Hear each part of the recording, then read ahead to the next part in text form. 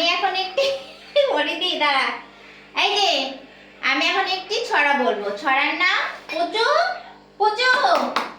এই যে পুচু, আমার কবিতা কেউ শোনে না, ভালো লাগে না আমার। আমি একটি ছড়া বলবো, ছড়ার নাম হচ্ছে বড় হবে। পড়ে দি, শোনো। সকাল সকাল ঘুমায় যারা, কেউ শোনে না, কারো পড়াশোনা মনে নাই, মন নাই, কারো পড়াশোনা মন নাই।